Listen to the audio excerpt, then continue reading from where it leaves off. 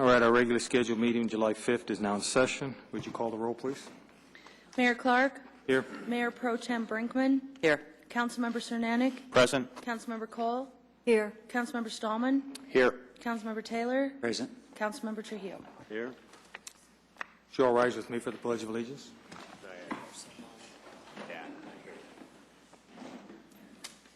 Pledge allegiance to the flag of the United States of America and to the republic for which it stands, one nation, under God, indivisible, with liberty and justice for all. Changes to the agenda. Yeah. Okay, seeing none, the agenda is approved as submitted. Minutes for the June 14th. Changes, additions, corrections? I have a couple. Okay. On page 1, line 17, change council convened to convene. And line 18, skip 18, sorry. Page 2. Excuse me, Councilmember Cole, could you speak up a little bit? Oops, sorry. Thank you. Is this better? Yes, ma'am. Yes. Get the right angle here. Thank you. Did you get the first one? Yes. And then line 28 on page 2, change study session to special session.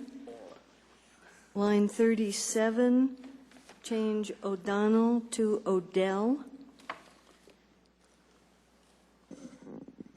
That's it. Anything else? Then those minutes are approved with the changes. Minutes for January 21st. I have a few. On page 1, change the line 11, the time changed to 6 p.m. Those present in line 14, move Councilmember Trujillo to those absent. There is a note in the actual minutes of when he arrived at 6:28. I've checked with the city clerk, and she says that's the way to do that, after I asked. On page 2,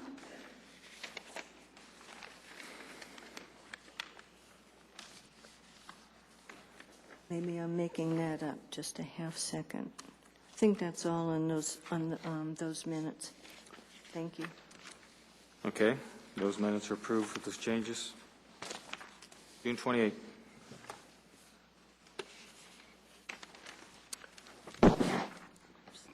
Those are approved as submitted. No new employees? No, sir, I wasn't provided any names tonight, so I don't think we Okay. have anybody here. What we have done on the agenda for scheduled public appearances is actually going to be rescheduled to a later time, which brings us to unscheduled public appearances, which is time where anyone can come down and address us about any issue of concern or questions.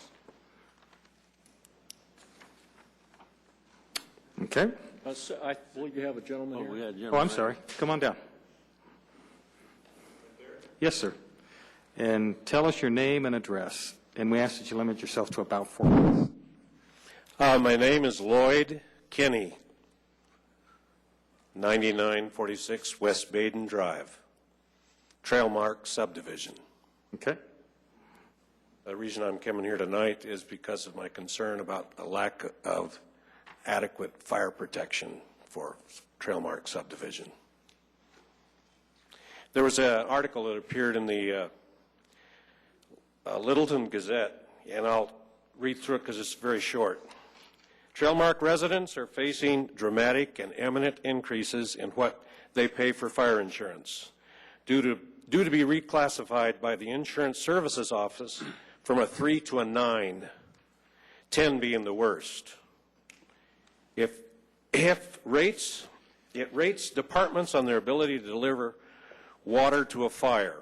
Littleton Fire Rescue Chief John Mullins told the City Council, should be in your minutes, I guess, last night, this was the 22nd, it uses criteria such as personnel, equipment, and location of stations, with the latter being the issue for Trailmark. We're just too far from your fire station. ISO requires that the closest station to be no more than 5 miles by road. The closest Littleton fire station is 6 miles. West Metro Fire actually has one closer, but Littleton has been responsible for this service since we were annexed in 1991. The city used to have an automatic agreement with West Metro, noted City Manager Jim Woods, but the department has canceled all such agreements. The reclassification could bump insurance rates 70 to 90%, which translates for the 400 homeowners $600 to $800 per year more. Roughly $250,000 for all of us out there or more. Trailmark Homeowners Association President Karen Milsbaugh addressed this, I believe, to the City Council. The reason I'm here is I'm just one of the concerned citizens out there. I remember on 2003 on Christmas Day, looking out my deck, seeing this smoke rising on the horizon. That resulted in a fourplex over there burning down, and I've been concerned ever since then. I'd like to know what you're going to do. I think the easy solution might be to renegotiate the agreement with the closer fire station. I don't know what that'll cost, but I know if you don't do anything, it's going to cost all of us $600 to $800 more, and we're not going to have any increased security. So the reason I'm here is not to seek a solution today, but since this has been brought up once before, to remind you that this does concern all of us, all 400 homeowners out there in Trailmark subdivision. Thank you. If I can make 2 points, I believe there's 800 homes out there, or 799 or 801. I've heard different figures for them. Well, that makes it $500,000 then. Yeah. And it's not our department that canceled the auto aid. It was West Metro that canceled the auto aid. I haven't read the article, but the way you read it would leave that into doubt on who canceled whom. That's not our concern. We just want to have fire protection so that we won't have any more houses burned down. So far, we haven't had anybody die. And I hate that this would be wait until someone dies and then you'll do something. It's really a safety issue first, but it's also a financial issue. And I want to address an issue that you brought up, that you left the impression that because of the fourplex burning down was the fault of the fire department. That is not the case. The case was there was no water. The constructor, when they built the place, turned the water off and forgot to turn it back on when it was occupied. So don't blame the fire department for that. You can go back and blame a builder. But the fire department's either. I don't know, sir. I don't know the facts. That's why I'm telling you, I just know sir. that one of the ladies that lived there was my neighbor in my old neighborhood, and she lost her home. I understand that. But it was no fault of the fire department. Bruce. Mr. Guy, I appreciate your remarks, and you're right. Ms. Millsbaugh did mention this or bring this up in unscheduled comments at the last council meeting. Mr. Woods, can you maybe give a real brief update, because there's other people here who weren't at the last meeting, just in terms of what information we are seeking and what the staff approach to this is, so there's some update as to. Well, I don't know if they have the minutes or not, and they're apparently responding to a piece in the Gazette, but as I recall what Chief Mullen reported to you, first he reported receiving the notice that we got in May from ISO, which is the insurance service offices, stating that the classification in Trailmark would change from a 3 to a 9. I think Chief Mullen indicated to you that after several phone calls, he was still attempting to get a clarification as to what triggered this classification. I believe, as Mrs. Brinkman pointed out, they've had the 3 classifications since 2002, and nobody's moved to Trailmark since 2002. So we weren't able to get a clear definition of that. Secondly, that as the mayor indicated, in 2009, We were notified by West Metro that they were unilaterally canceling the automatic aid agreement with Littleton. Some of you may have noticed, if you go back and look at the news files, West Metro experienced some interest in their performance in a fire that was in Golden, where Denver was right next door. So they've been looking at this. But Chief Mullen did indicate that he was going to meet with Chief McBee at West Metro. We do continue to have automatic aid agreements with the City of Inglewood, automatic aid agreements with South Metro Fire, and we're told that if the automatic aid agreement was still in place, that the 3 classification would still be in place. So where the staff, directed by council, was asked to get clarification from ISO as to why in 2011, fully 9 years after Trailmark was built out completely, the classification changed, and to approach West Metro to see, since West Metro, I believe, the last time they had a contract with us, I believe they made about 5 calls into our district, but we were going to approach them to see if they would be amenable to entering into some other kind of contract with us. So council had directed us to try to get some clarification as to exactly what the policy was of ISO and what the response from West Metro might be to enter into at least some similar agreement to the automatic aid agreement. Okay. We still have mutual aid, which is under state law, and I won't get into the details of that, but it's a very technical discussion, but council had asked for background on that. Okay, thank you. So, Mr. Kennedy, just some additional information in terms of we're trying to get more information to figure out what the best course of action is at this time. You want to come down?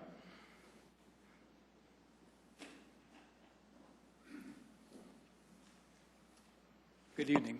My name is Harry Brunette, and I live in Star Canyon, which is a subdivision of Trailmark.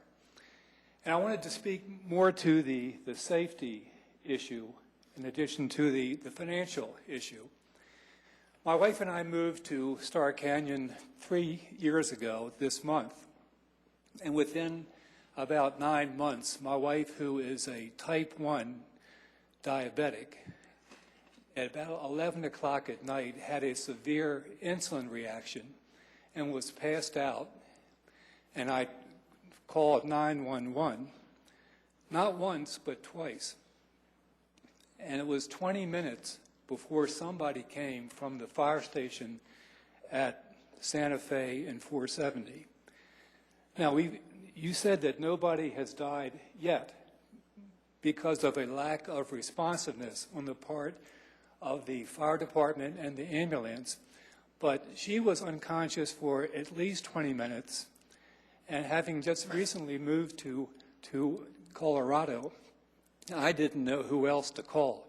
So I think we really have to find some kind of a way in which, if the fire department or the ambulance service cannot come from 470 and Santa Fe, that there is some kind of reciprocal arrangement whereby that the homeowners have the assurance and the confidence that if we have an emergency like this, it will be responded to much faster than 20 minutes. Mr. Burnett, we have a contract with Rural Metro Ambulance that requires in the station an ambulance about 2.1 miles from the entrance to Trailmark, which is actually closer than the closest Right. West Metro station. Now, if the ambulance has gone off on another call, just as if a fire truck has gone off on another call, then one has to be diverted from someplace else. But you have a medical ambulance stationed as close to the entrance of your place as it is to many other homes throughout Littleton and Highlands Ranch. However, in this particular situation, there was no response for 20 minutes. Well, I understand what you're saying, and that may very well be the case. There are some instances where that is the response that happens in other places of the city, too. The response that we shoot for is a statistical response for 80% of the time, or 90% of the time, I should say. And but not all the responses come in at that range. So we have some that happen very fast, and we have some that happen very slow.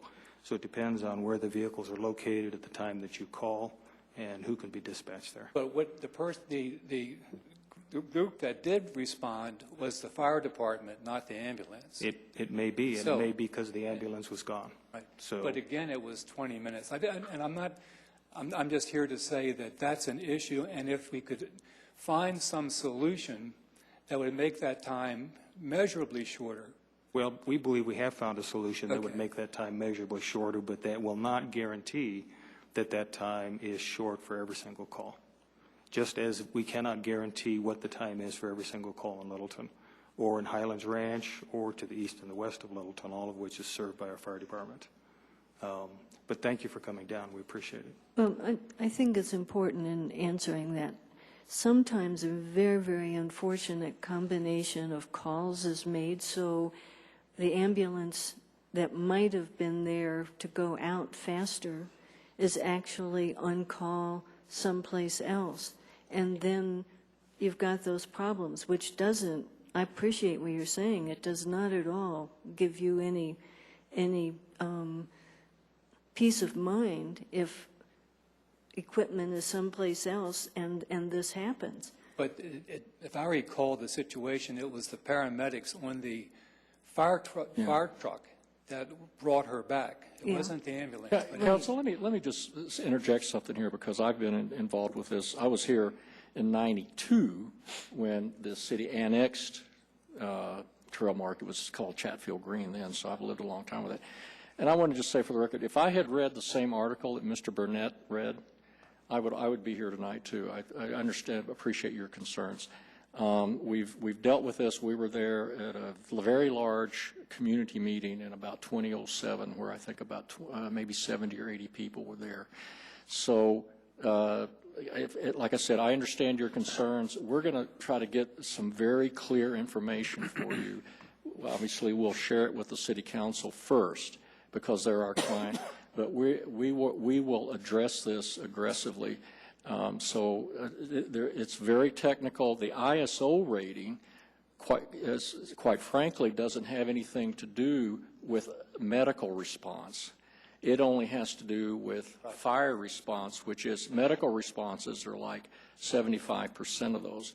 As the mayor said, we've looked at variations like the ambulance contract to have, and you're kind of talking about probabilities, because when you call in, we do have situations where maybe units are tied up, and there are instances even inside the city where there could be longer periods of time than what we shoot for. But we are going to try to provide some very specific information and some solutions that hopefully everybody will understand what their options are.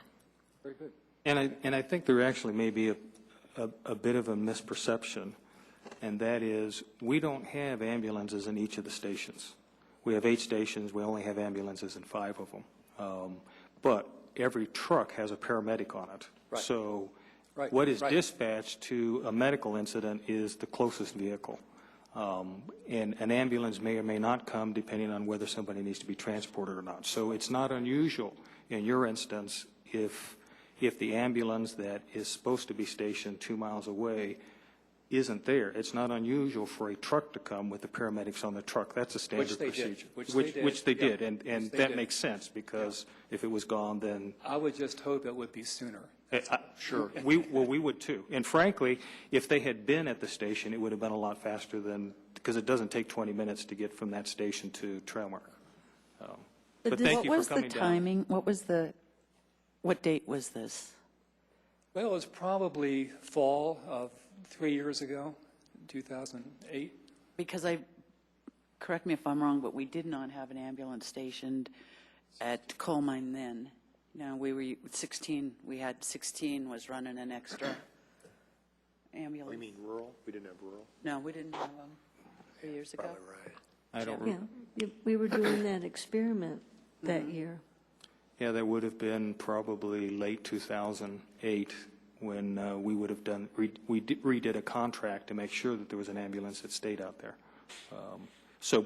But the medical issue is a city manager said. The medical issue is a different than the ISO rating. And we track it. There are instances where there are 20 minutes. Do we like it? No.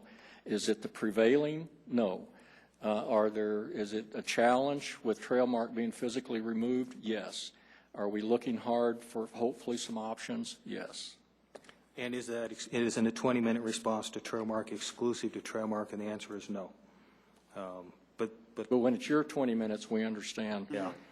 Well, also, in hearing that the closest Littleton Firehouse is at 470 in Santa Fe. Yes, sir. And then there's other options. And like I said, I think sharing information, the more informed the citizens are, I think the more you'll understand what your options are. The fact that West Metro has a station within 6 miles, if you look at years of data, does not necessarily guarantee that they will get there faster. It depends on lots of things like traffic, or do they have a crew in the station. So response times is a very different issue than the ISO rating. But absolutely, completely 100% understand your concern. I think they are related in one respect, because the ISO rating is related to the distance from the trail mark, right? The ISO rating is related to the distance, but we actually dispatch the closest truck, which may or may not be from the station that's closest there, because it all depends on which truck is out responding to which incident and where that incident happens to be. So the trucks aren't dispatched necessarily from the station. They're dispatched the closest truck geographically to the area that has the call. So We hear you. Get there faster. yeah. But thank you for coming down. Appreciate it. Sir. Yes, sir. Come on down. My name is Richard. But please wait till you get to the microphone. My name is Richard Soss, S-O-S-S, Save Our Souls. I live at 9780 South Johnson Street, Littleton, Colorado, trail mark. And on June the 21st, Karen Mills Spa talked about you people honoring the annex agreement. But before I get to that, from the front of Trail Mark at the stoplight to Station 14 of West Metro, it was exactly 4 miles. I've talked to the firemen, and they claim they could be down there in 4 minutes.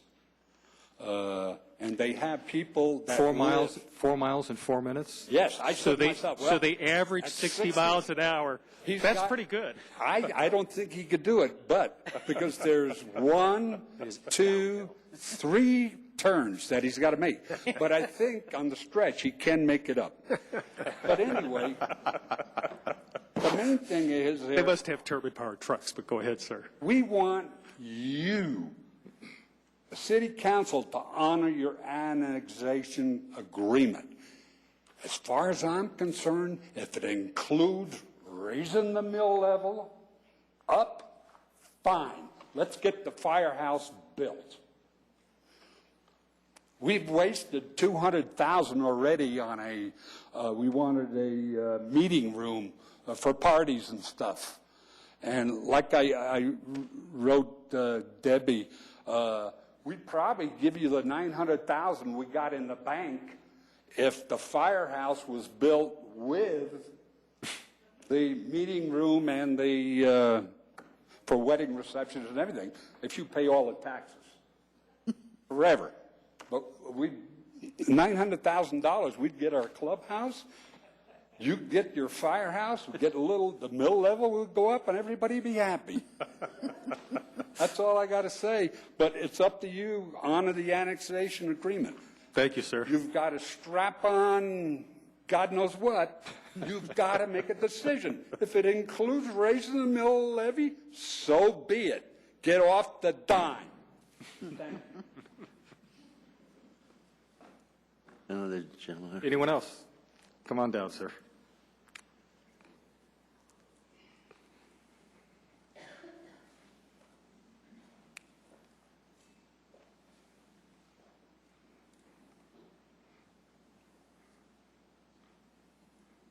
My name is Jim Tate, also from Trailmark. I'd like to address a couple different things that have come up in this meeting. I would like to point out, as he stated, that over 70% of the problems that we have up there are for medical response teams, not the fire trucks. And I heard what you said about having an EMS on each fire truck. My personal experience, I've had 3 heart attacks and I have an implanted defibrillator. I went down in the house. My wife is an invalid. She couldn't do anything to help me. We called 911. It was between 15 and 20 minutes before anybody could get there. They came from the Santa Fe station. The other thing that I would like to tell you is my house sits on the corner of the main entrance into Trailmark, and I see virtually every fire truck and ambulance that comes in there because it's the only way you can get in there. I have yet to see a private ambulance. Everything I've seen has come from Santa Fe. I'm sure that there's some very good reasons, but I don't understand why when you have phoned in a medical response and asked for a medical response team, why a fire truck has to show up. The ambulance is going to be a lot faster in most cases. If they got to wait for a fire truck, those minutes are critical. And I, for one, would like to see somebody look into a much better way of handling the medical response, not in addition to the fire situation. Thank you. Thank you. Come on down, Karen.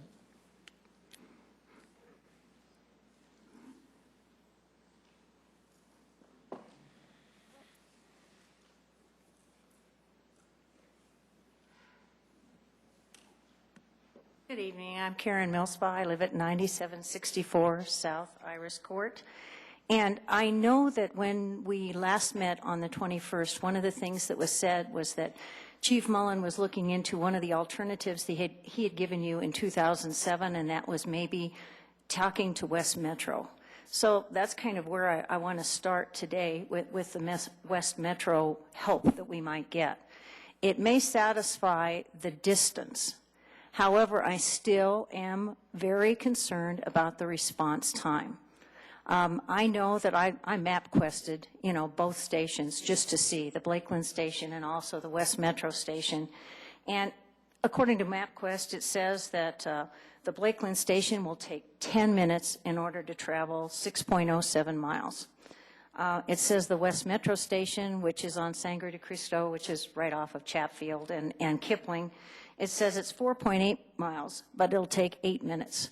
My concern is that if you have a mutual aid agreement that you might be able to take care of, how does that message, and I was hoping Chief Mullen was here, but how does that message get to West Metro? How many minutes does that take? I'm not sure, if you actually then have someone that does the 911 and it goes into your dispatch, and then all of a sudden it gets taken over to West Metro. Somebody has to make that decision, and that decision has to be made within 1 or 2 minutes, and it's still, that's to my house, is still about 10 minutes. And if you have to go any farther out in order to get somebody to respond, if it's medical or fire, then we have more and more time. My concern is that we still need to build a fire station in Trailmark. That would be probably the best thing, because that way those responses would be better. And the other thing is they could cover other calls within the area. And it also will help with all of the EMS types of things that you need. So I'm still, plugging for a fire station in Trailmark. And I think the times, if we're looking at 20 minutes or whatever, and if I talked about the fire that actually happened on Holland Street, you know, that was 10 or 11 minutes. That was the fastest they could make in the middle of the day. That was a pretty good thing, you know, in order to put out a fire. So start thinking about the safety issue and honoring the agreement, and I think we'll be there. Thank you. Anyone else?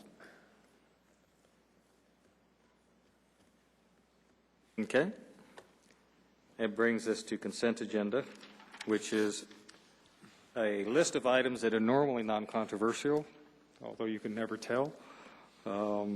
They can all be adopted by simple motions. The first item on the agenda, the consent agenda, is a licensing authority request for approval not to televise on August 10th, 2010. This is the same night as the Carousel of Music, which is part of Western Welcome Week. That happens in the room that would normally be used for the Liquor Authority meeting.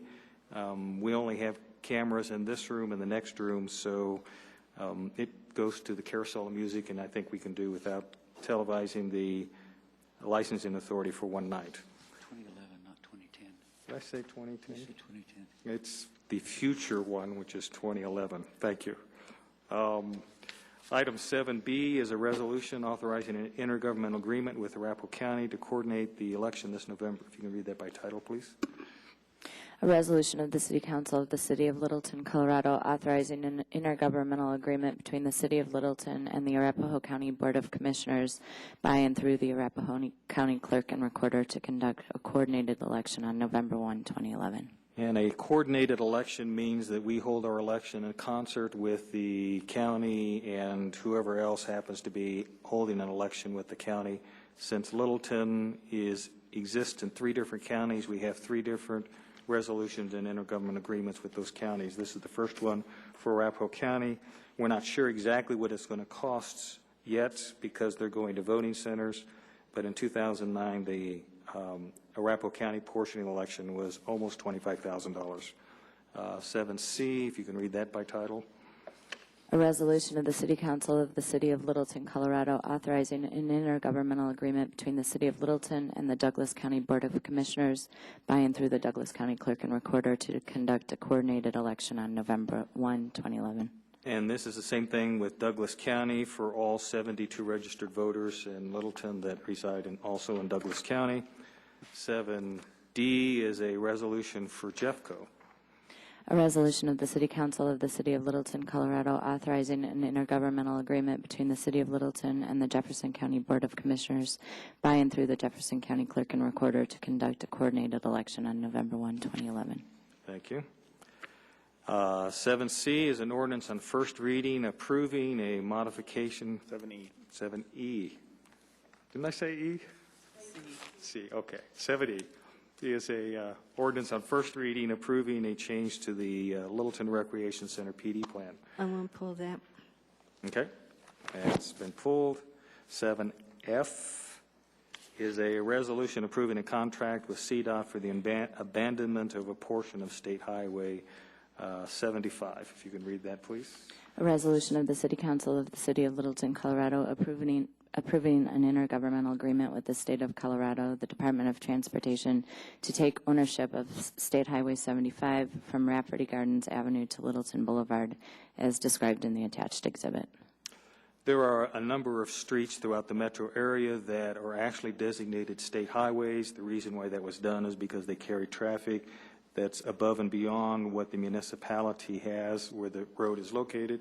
So the state years ago decided to create the state highway system and put it on municipal roads as a way to help compensate for the maintenance of those. Since the state is in a financially tight situation now, they're looking to offload the designation of those different state highways that are in municipalities across the metro area. This is one of those sections that they want to offload, and right now they are offering a reward, compensation for removing the highway off of the state highway system. We anticipate in the future that they may just decide to remove it without the compensation or reward. The CDOT would pay us $500,000 for removing this section of South Broadway from Rafferty Gardens down to Littleton Boulevard. Public hearing on this is set for, I'm sorry, this is a resolution. There is no public hearing. So, motion, please. Everything except for 7E. Mr. Chairman, I move that consent agenda items 7A through D as well as 7F. Okay. Second. Discussion? Ready to vote? Vote is 7 in favor. The motion's approved. Okay. Peggy, 7E. Yes, I had a couple of questions related to this, and I thought it'd be good to ask them tonight for clarification or so people can get more information for us. Are these directed at the planning staff or the legal staff?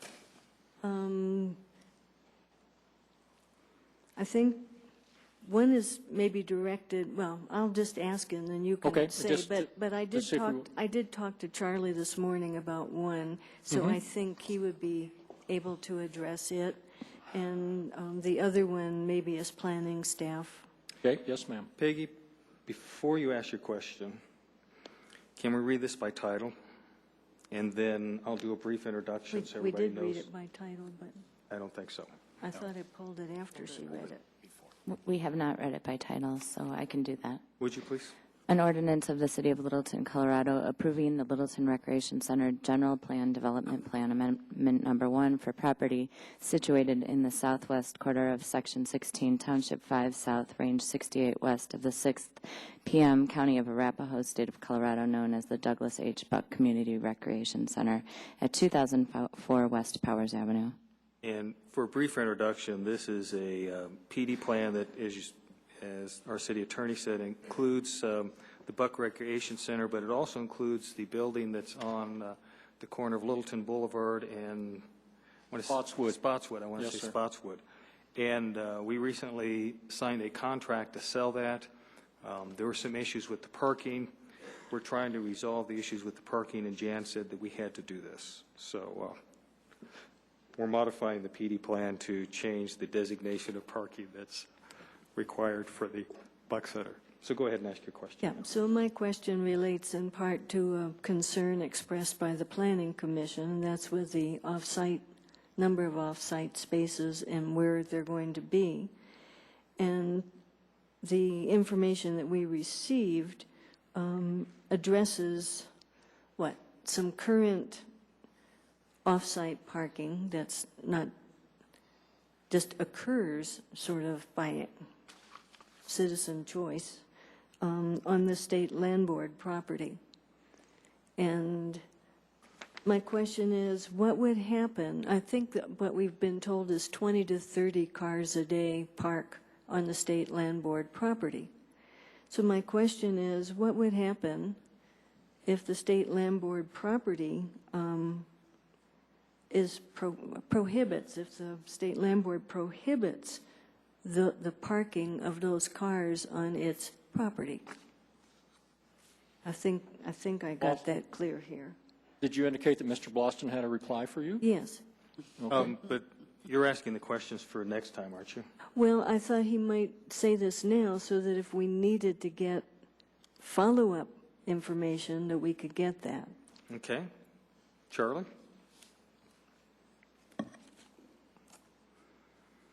Good evening, Council. I'm Charlie Bloston, Director of Public Services for the city. I talked to Councilperson Cole earlier today, and if that parking area, informal as it is and non-designated, was closed off by state land boards such as fenced so that they did not want anybody accessing the property, then people who are parking there now would end up parking on the street somewhere in the neighborhood, or they would park within the designated parking lot on the east side of the recreation center building. There is parking there, and as I indicated to Councilperson Cole earlier, I go to that rec center a lot. I've yet to use the parking lot that the state land board has. I've always been able to park in designated spaces. but there may be days that there's a crowd there. And if that area was closed off, the street's the only other place to park. And there is parking available. You may have to walk a block to get there.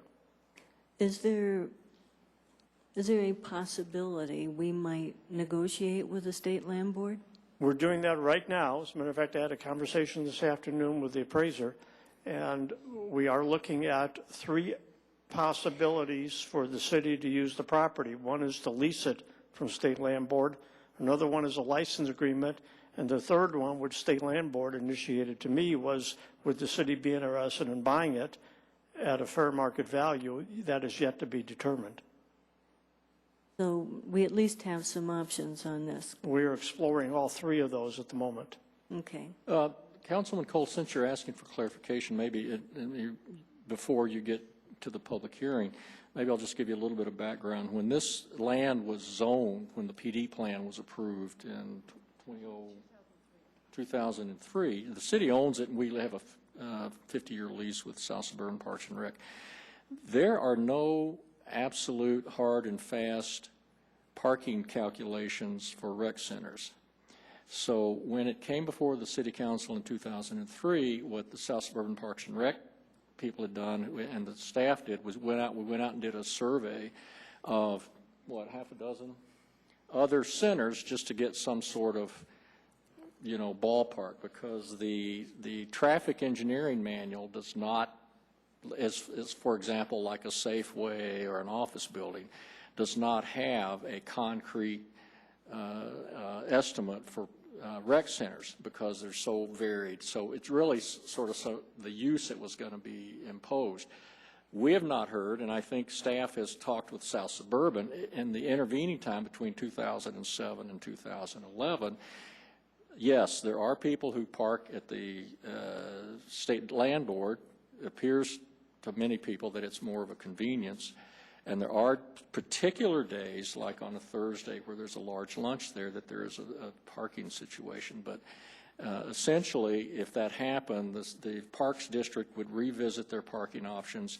They may initiate, there had been some discussion with Littleton Public Schools about sharing parking at the village and that other property that the school board or the school district occupies. So this is not something that there's a nice little recipe, a cookbook that says here's exactly the amount of parking that's necessary. It's really based much more on practical experience, and I think the feedback that we've gotten from the operators of the center, the Park District. So might just a little more helpful background for you as to the parking situation up there. I guess part of my concern is ensuring that we have adequate parking. I mean, if by some chance the state land board property would be developed and there isn't even any place to park there, that's another issue. Yes, ma'am. But I don't want to, and I certainly don't want to use the spaces at the Sternberg property. That's not my intent here, but I'm wanting to explore things that we're not sort of kicking the ball down the street, and maybe as Littleton grows more, there'd be more pressure for parking. Sure. In there. And I talked to Charlie today too. We don't know the impact of the City Ditch Trail on there, whether or not more people might start bicycling instead of driving there. So we have some very balls in legitimate play questions, there. and sometimes we give you our best professional judgment, given our experience with the state land board and the fact that they've owned that parcel. It was a parcel, a 32 parcel that was deeded to them in 1870. So we have our own opinions about the practicality of the state land board ever developing that, but there's always the possible. We don't rate it as probable, but you're asking a good question about an outside possibility. Okay, then my other question is probably for the planning folks. Charlie, I have some questions for you. All of this has started because of the Sternberg problem on parking, correct? Pretty much. How many spaces do they have now, and what is required of them? I think when our obligation is to modify their parking lot to accommodate 8. 8 cars, right? Well, 8 additional, they have 15, Right. and they needed 23, and so we have agreed to provide 8. So they have they're going to have a total of 23. 23. Yes, sir. Okay. Is that all that's required for that building up there? Yes, sir. 23. Yes, sir, by code. I just can't understand why we have to eliminate 65 off-street parking for the Buck Center.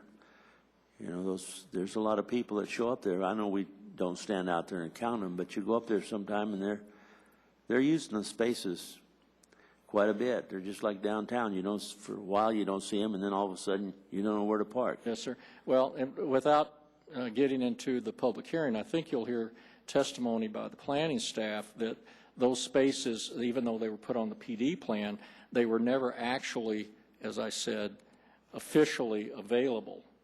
I mean, this park district counted that because they had a vacant lot up there. So you're asking a good question that I think would be addressed very directly to you during the public hearing in 2 weeks.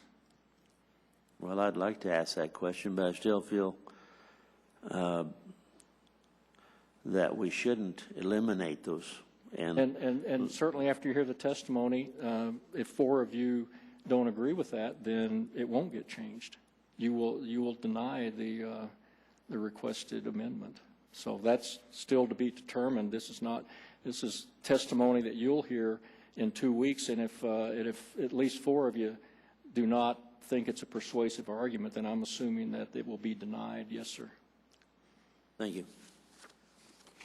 Peggy? Yes, then my other question, it says if I got this straight, the South Suburban Parks and Rec did not ask LPS whether or not we could continue, well, the Buck folks could continue to use any of the village school space. They just That's didn't your ask. understanding. Would you like... And Jan Dickinson, our principal planner, and I don't know if she's talked directly with South Suburban, but she'll be happy to respond to that. Certainly South Suburban officials will be here at the public hearing, but maybe Ms. Dickinson can respond to your specific question. Yeah, I mean, mainly, I guess, if they still haven't talked to them to answer that question, I think that we should have an answer to it at the public hearing. It was my understanding from Brett Collins. He talked with Melissa Reese-Thacker, who was going to be at the Planning Commission hearing but had gotten ill, so she wasn't able to come. So by phone call with Brett Collins and trying to, in 2003, they apparently did have an agreement with the village school to use parking on their property. And, you know, from what I understand, basically, the users of the center just parked at the space that was closer, which was the state land board property. So they never really, even though they had the agreement, it never really was utilized. And Brett Collins had indicated that, well, if you know, Identify who Mr. Collins is. Oh, please, Brett Collins is he has 3 titles now.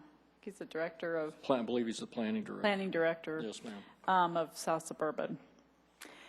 He indicated that if the state land board property was no longer available and they needed to find solutions for their parking, that they would revisit that agreement with the school district again. And he said the other way they solve parking issues, especially they have this problem with a lot of their parks, is they revise their programming schedules so that parking is better accommodated, so they don't have 2 popular programs going on at one time or whatever. Melissa, he talked with Melissa on the phone the day of the Planning Commission hearing because I was trying to get this information from him. She remembers very clearly seeing an actual agreement. And so I could follow up with her and see if they actually did find their copy of that agreement from 2003 if you're interested in that. Yeah, you know, I mean, I appreciate that you can provide parking and people don't want that, they want this other thing, which, you know, if nobody's not making them park someplace else, they'll use. But I think we should know the status of all that. Yeah, so I could check with her. Thank you. Yeah. Thank you. Anything else? Then we need a motion, please. Since I'm the one that pulled it, okay. Uh-huh. When I find my correct Thank you. I move that the ordinance approving the Littleton Recreation Center General Plan Development Plan Amendment Number 1 be approved on first reading, that a public hearing date be set for July 19th, 2011, and the ordinance be published by posting at Littleton Center, Bemis Library, the Municipal Courthouse, and on the City of Littleton website. Second. Okay, it's been moved and seconded to approve the ordinance on first reading. Any other discussion? The vote is 6 in favor, with Councilman Trujillo voting no. The motion's approved. Okay. That brings us to item 8A, which is ordinance on second reading designating the Weston Masonic Temple. If you can read that by title, please. An ordinance of the City of Littleton, Colorado, approving historic landmark designation and inclusion of the Weston Masonic Temple property, 5718 South Rapp Street, into the Main Street Historic District. And Council, Andrea Memna, the city's historic planner, will present this item to you tonight.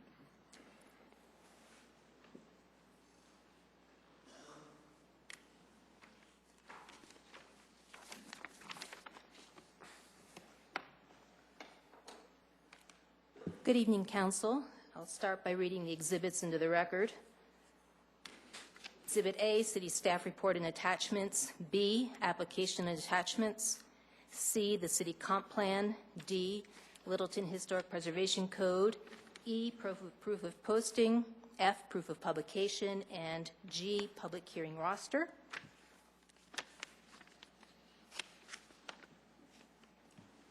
Thank you.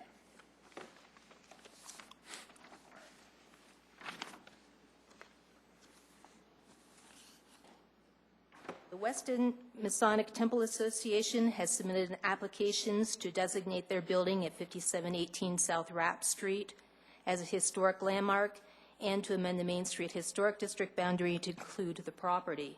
The building was constructed in 1921 in the classical revival style and is a rectangular two-story brick fraternal lodge with a flat roof topped by molded cornice on the front of the building.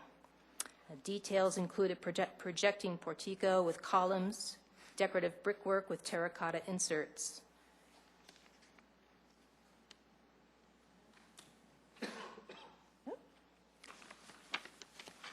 The Littleton Lodge was organized in 1872 and first met in the second story of the J.D. Hill General Store. And that's the building next door to the lodge that's now natural surroundings. In 1920, I.W. Hunt donated the building site for the lodge building, and offerings were received for labor and cash donations. The building was constructed, and the first meeting was held in the building on August 20th, 1921. The building continues to serve as the Western Masonic Lodge today, 90 years after its construction. Regarding the criteria for historic landmark designation, the criteria states that the building must be at least 40 years of age. This property meets this criterion as the building is 90 years of age. The application also meets the following criteria. It exemplifies specific elements of an architectural style or period because it is a good example of the classical revival style. And it exemplifies the social heritage of the community because of its association with the history of fraternal organizations in Littleton. Regarding the criteria for historic landmark criteria, the addition of the lodge is appropriate in that it is a part of the pattern of physical elements and social activities that define the Main Street Historic District.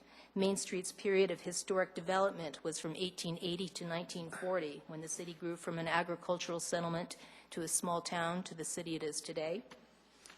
And buildings on Main Street are tied together in that they are a physical representation of this growth. The Weston Masonic Temple was built during the period of historic development and is an appropriate addition to the Main Street Historic District. The Historical Preservation Board reviewed the application at its May 16th meeting and voted unanimously to recommend approval of both individual and district designations to City Council. Staff is also recommending approval of the applications, finding that all the applicable criteria has been met. The proposed ordinance attached to the staff report would designate the temple as a historic landmark and amend the Main Street Historic District boundary to include the property. There are officers and members of the lodge here tonight, and also we have HPB Chair Kevin Koenig, Vice Chair Chuck Reed, and Bill Hopping here.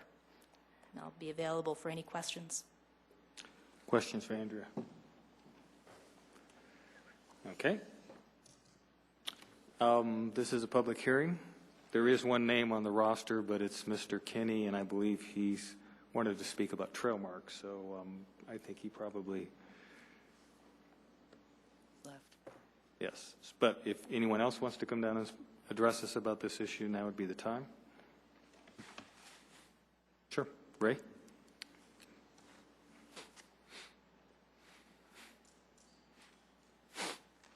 My name is Ray Koenig, 7 Meadowbrook Circle in Littleton. I have always been a historic preservation person. Some of you may or may not know, Jim probably knows. 40 years ago, I wrote a resolution before there were any laws on it encouraging historic preservation in Littleton. I transferred my lodge membership to Weston about 12 years ago, talked to the temple board. They weren't quite ready. They are now, and as Andrea pointed out, they meet the 3 significant things for social, architectural, and historical value. They have the 3 Chimneys building next door. Across the street is the melting pot. This building belongs there. We should be proud of it, and I would be very proud if you would. I mean, Doug, you remember that, the first ordinance. My wife, Mary, wrote it. You voted for it in 1998. So I just want to encourage you to welcome a new historical building in district. And if they can get state designation, which is quite possible, they can get some funding for it from the state. So that's all I have to say. Thank you very much. Anyone else? I have a question for staff here. The Historic Preservation Board is designating this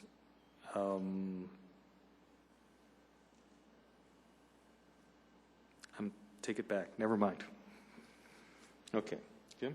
I will just make a comment that when you compare the current photo of the building with the one that was done in 1922, it's rare, very rare, that you don't see any type of major changes made to the facade of this building. And I think that's a real kudo to the lodge for maintaining the building in its original condition. Okay. Motion? Mr. Chairman, I move that the public hearing be closed. The ordinance approving the historic landmark designation of the Weston Masonic Temple located at 5718 South Rapp Street and amending the Main Street Historic District to include the property be approved. The approval of the applications is justified in that they meet the applicable criteria in Section 4-6-6 of the Littleton Historic Preservation Code, and the council president be authorized to sign the ordinance, and the ordinance be published by title only. Second. I think Peggy got that one. You have to be Too quicker, slow, Bruce. Stallman. Yeah, I got to work on that. Got to work on that. All right, discussion. I'd like to make an observation.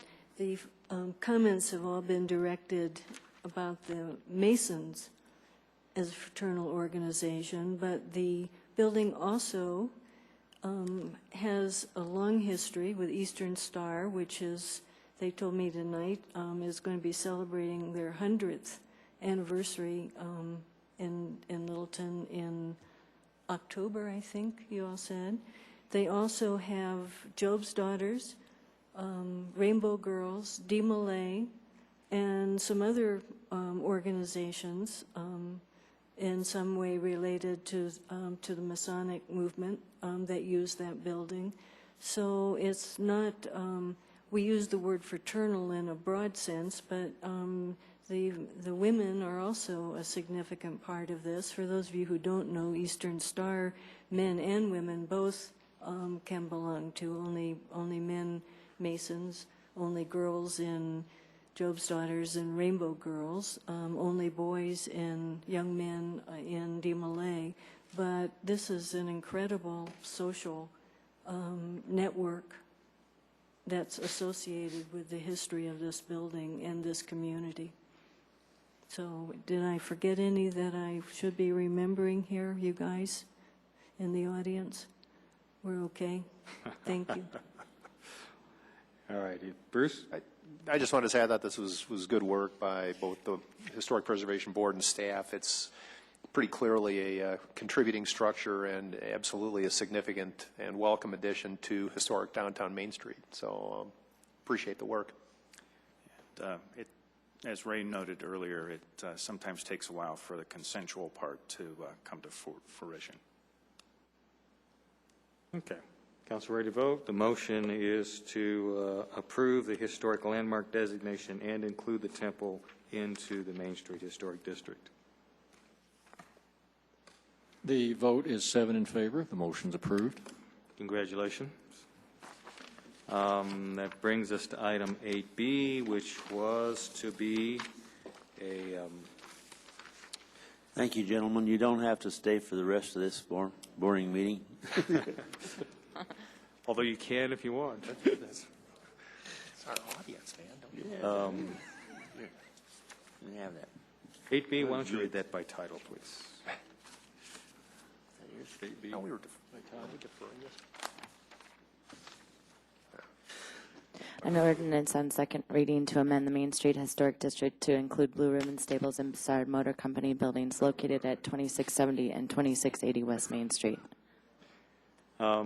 It's been brought to our attention that the applicant is out of town today and has requested that this be postponed until the council's regular meeting on July 19th.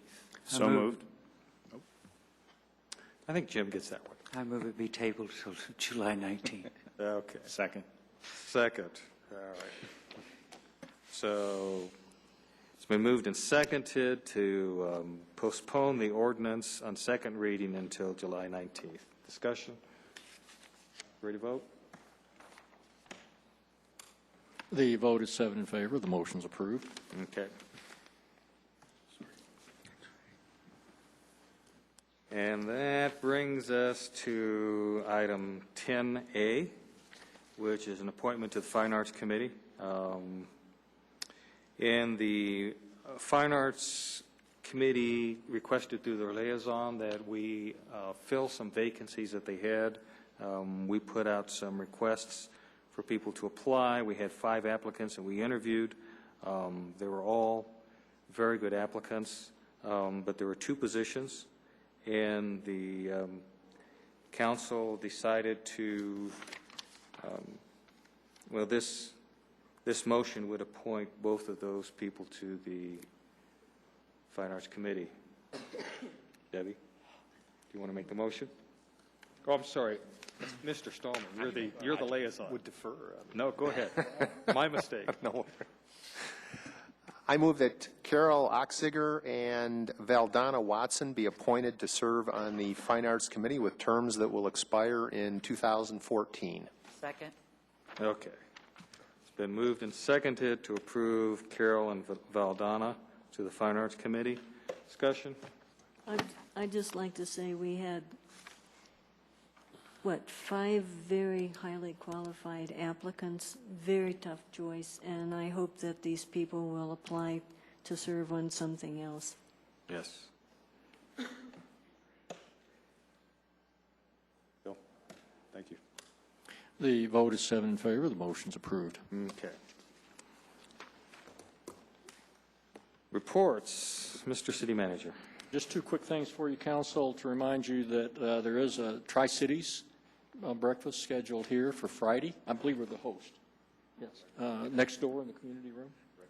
So that's with our sister cities of Inglewood and Sheridan. So for those of you who want to attend, we'll be right here 7:30 Friday morning. And then you will have one item that you'll get in your packets, study session next week, and that's a discussion with the courts and the judge about collection agency for municipal court fines. So you will be working next Tuesday night.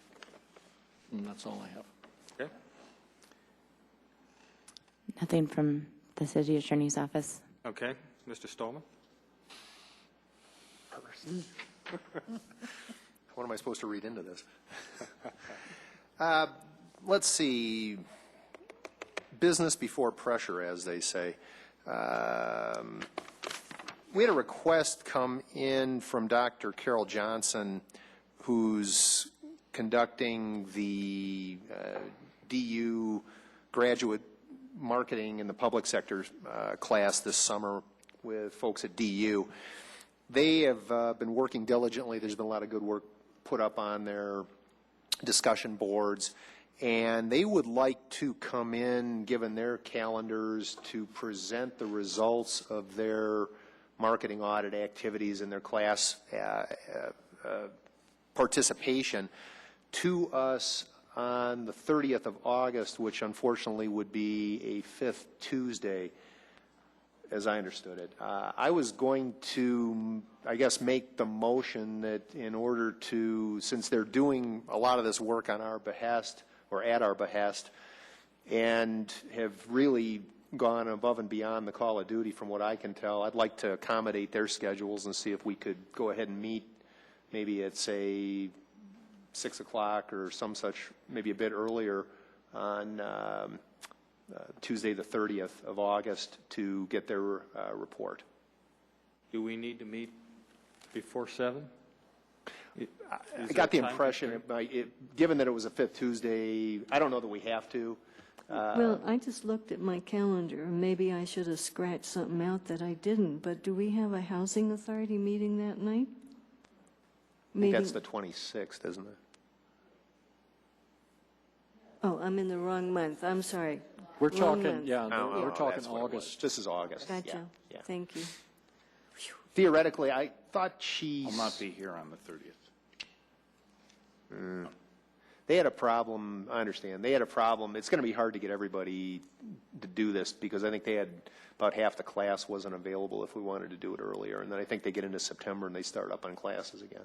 I have already, I had previously requested from Carol a teaser presentation as part of the town hall on the 23rd. Excellent.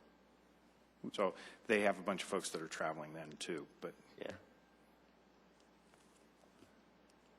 Well, let me throw it out. I guess I'll it seemed to me, I thought the email, and now I'm sort of trying to recall back to the email string earlier yesterday and this morning. I thought she said something about 6 or 6:30 might be better just in terms of getting everybody in and out sooner, given that it was sort of off schedule.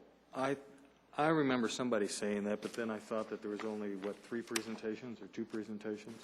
Yeah, but I thought the last exchange I suggested 7 because she said they would each presentation would take 20 to 30 minutes, She okay with that? including questions, and even if we allowed a little break, we'd be finished by 9:30.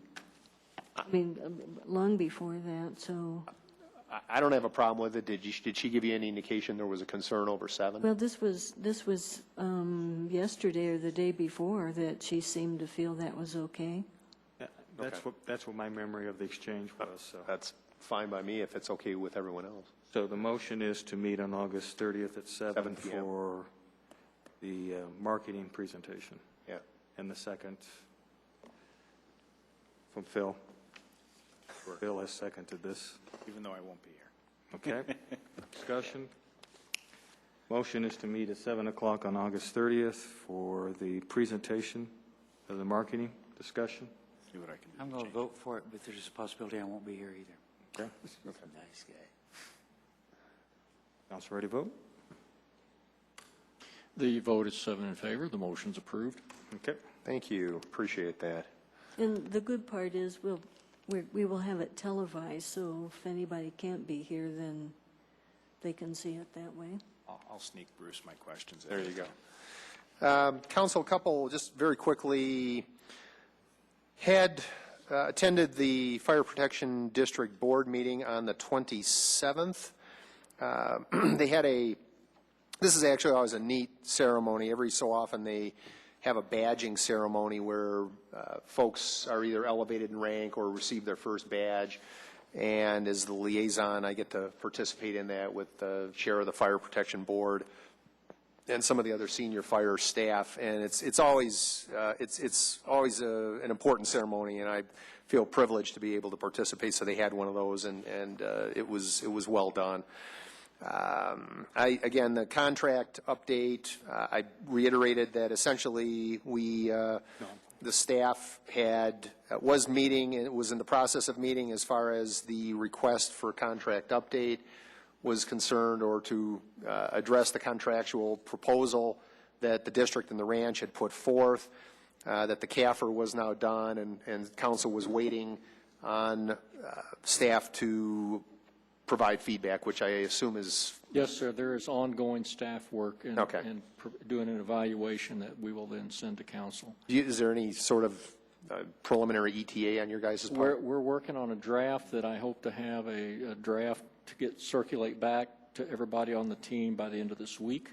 And if that looks presentable and we feel comfortable with it, because we're giving you our assessment of it, our due diligence, and so hopefully perhaps by the latter part of next week we could put that in your packets and get a draft out to council and give you a look at it. Okay. Thank you. Appreciate that. Yes, sir. That information. We've talked a lot tonight about the ISO, so I won't go back into that. And then the other item I would like to mention is Deputy City Manager Phil Cortez and I watched a solar energy webinar. It was ICMA, right? Yeah, International City and County Managers Association. And there were 3 groups that presented, one from San Jose, one from Gainesville, Florida, and then a smaller town in Oregon called Pendleton, Oregon. And each of their experiences with promoting solar energy applications within the community, how they approached it, what the results were, and then some takeaways for communities that might be interested in moving forward in that kind of a venue. And lastly, the ever popular, often imitated, but never ever duplicated, always loved and hated Merchant Plug of the Week this week. Because the temperatures are soaring, you know you want one. You need to go to DQ on Broadway and also Bellevue and get yourself a blizzard or a slushy or something cold, because it is ridiculous. Thank you. Mr. Taylor. I had to follow that. Well, I've been attending the Urban Centers workshop put on by Dr. Cogg, and there's a possibility there's going to be some changing in the criteria that may result in Littleton becoming eligible to qualify as a urban center. Right now, we cannot meet that criteria to do that. So hopefully, as the committee keeps working forward, there'll be some changes in some of that criteria that will allow us to participate in that. And I want to thank all of those who helped me with my election to the Executive Board of the Colorado Municipal League. Kelly Nardi went above and beyond duty. She kind of coordinated an awful lot of this campaign, and it's a lot of the results of me being elected is Kelly's responsibility. I also want to thank... I think she's batting 100%. I understand that. She's never lost one yet. So the pressure is building. Eventually, along the line, law of probability is going to catch up with her. So, but I don't know which council person is going to be the victim of that. But well, she's been lobbying other council people about a raise. She hasn't talked to me about it yet, but she's been lobbying them. Anyway, Chris Harguth, Marlene Brown, Phil Cortez, Charlie Bloston, Jim Thielen, another one who helped pass out a lot of stuff. Phil Sonanek, Bruce Stallman, Doug Clark, Eric Vaughan Savage, Kirsten Crawford, and Suzanne Steyert were all there from the city and all helped in participating. I do have as a member, you get these issues that come before you, and I will be sending out an email to council and copy Mr. Woods if he wants to deliver it to department directors, asking about some of the future things that the board may be leading CML toward.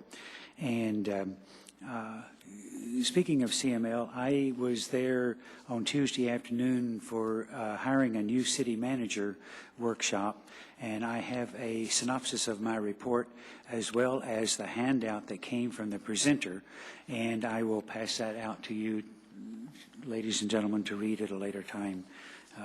It's too lengthy to go through tonight. And then I also have a report on all of the activities and workshops that I attended while there. Again, I'll pass that out and let you look at that. There were some very, very interesting presentations. I thought it was one of the best conferences that I had attended at CML, and was most impressed with Justice Hobbs' presentation on water. Charlie was there, and we both agreed after the presentation's over that one of the very few times not a single soul got up and walked out of that presentation for an hour and a half. And that's very, very unusual for elected officials at a CML conference, I'll tell you. So it held everybody spellbound, and it was extremely interesting on water issues. Then, moving on,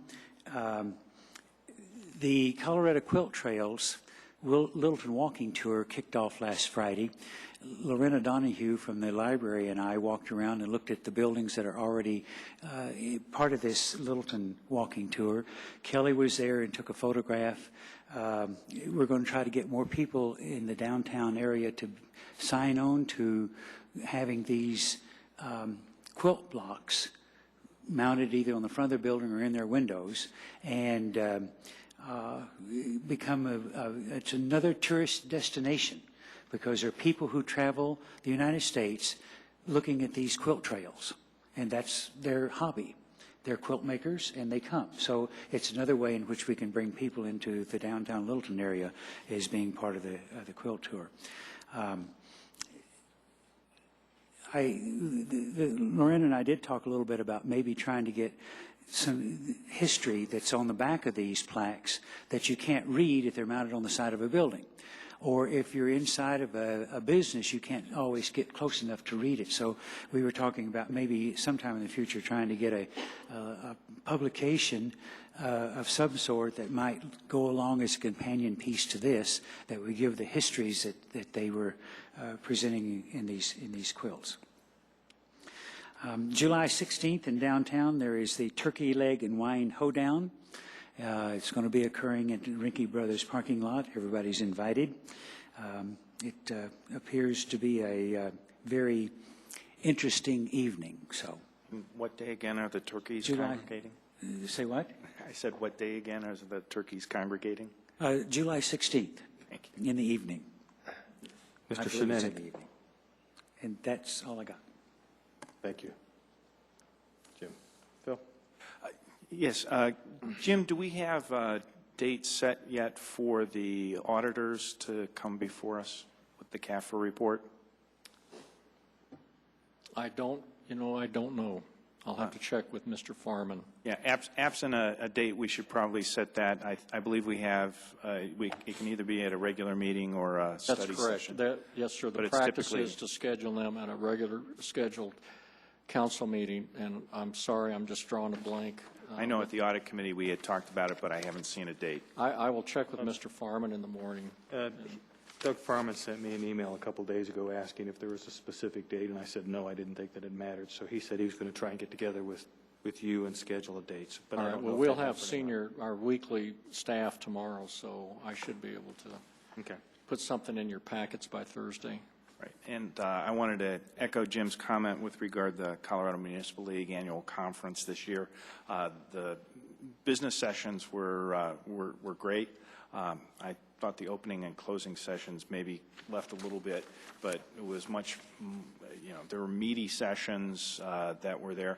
And I apologize to folks because I sent out my unedited notes of the meeting, but I figured it was better to get unedited notes rather than waiting forever to get edited notes. So thank you so much on that front. Mr. Trio. Yes. I have a letter from the Town Hall Arts Center. On behalf of the Board of Directors and staff of the Town Hall Arts Center, I want to thank the City of Littleton for its continued support for our Town Hall Arts Center and allowing us to have access to this historic building for our program. And in it, they gave us the rundown on this stuff. You want to pass them down for everybody?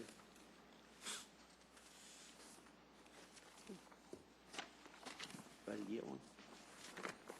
While Mr. Trujillo's handing that out, I'll just pass along.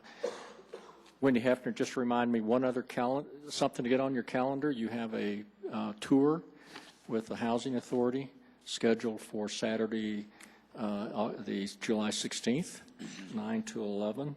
And I'm sure we'll get details of that to you. So perhaps you could take the Housing Authority tour in the morning and then attend the Turkey and Wine Hoedown in the evening, and it would just be a blissful day for you. That's 9 to 11? That's what Ms. Hefner's saying. Well, okay. Do you have a different time? Well, initially, I thought we said 9 to 12, but maybe they've shortened it. It's okay. 9 to 12? Why don't we confirm? We'll have Mr. We'll be meeting tomorrow night, and we'll confirm all of that, and I'll get back with you. So just make sure it's on your calendar, and then we'll confirm details with you. Thank you, Wendy. I'm sorry, I forgot to mention that. That's okay. I just wanted to make sure everybody knew. Is that it, Jose? No. Go ahead. I received a call from Mr. John Spindler, and his number is 720-338-290. And he's been living at the same place 10 years at 5820 South Windermere Apartment 350. He called me on June 9th. On June 9th, he received a bill from the Advantage Group Collection Agency, 303-288-1455, P.O. Box 21099. The bill was for a pole he hit and agreed to pay for, which was $409.31. But with the bill, there was an added $134.03 in interest added on. He struck the pole on February 9th and did not receive any bill or anything for this until he finally got his big bill of $543.34. Mr. Spindler doesn't mind paying the bill for the pole, but wonders why $134.05 interest was added on, as he had not heard from anyone until June 9th when he received the bill. That is a reference client number 0611215, City of Littleton, is it? And you want me to check on that? Yes, sir. We'll check with the Finance Department, and we'll get back to you on the, indicate what the transaction was. Okay, thank you. Yes, sir. Also, too many times we kind of neglect the youngsters in our cities and in our nation. And I would like to read a letter here from Mr. Jeffrey Bignell, Senior Class President. The word disability is synonymous with the word incapacity. Thank you, Mr. Ferries, for teaching me that word association in etymology class. Since I just mentioned my favorite teacher, I feel this is an appropriate moment for all of us to give it up for all the wonderful teachers, staff, and administration we have been so blessed to have here at Ben Davis High School. As fortunate as we have been to have such great teachers, mentors, and friends, some, if not all of us, have experienced the pain of being told, you can't. You may have sounded like this. You just don't possess the intellectual ability to take this AP class, or you don't have the physical capacity to play sports at this level. These words come from the very people who should have been encouraging us. When we buy into what others claim are our disabilities or limitations, actual physical, emotional, and psychological roadblocks spring up to impede our ability to succeed, we can allow ourselves to become victims of negativity, or as my deaf friend Junior Ryan Notter would say, we step over the dark side. I say to you, class of 2011, don't be a victim. Rise above the limitations and the minuscule expectations this world wants to place on you and become a success story in your own right. If I didn't believe in myself and my abilities, I wouldn't be standing here as the first deaf senior class president in the history of Ben Davis High School. I simply refuse to give the word disability any power. I only see ability, both within myself and within this class. Parents, guardians, family, and friends, you are looking upon a class of state champions, international baccalaureates, honor students, and members of Purple Rain. As a class, we do not acknowledge words like can't, won't, and incapable of. According to Academy Award-winning deaf actress Marlee Maitland, every one of us is different in the same way, but for those of us who are more different, we have to put more effort into convincing the less different that we can do the same thing they can. We just do it differently.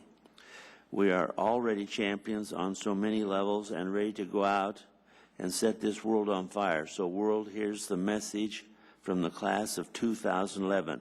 Don't diss our ability.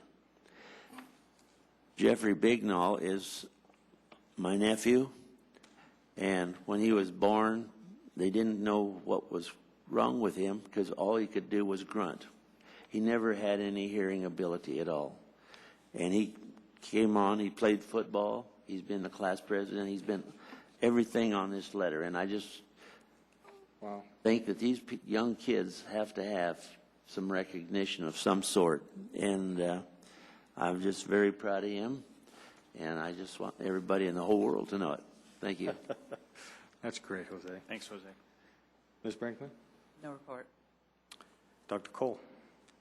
Couple of things. First, belated birthday celebration for Councilmember Brinkman, Mayor Pro Tem Brinkman. There is a cake in the community room.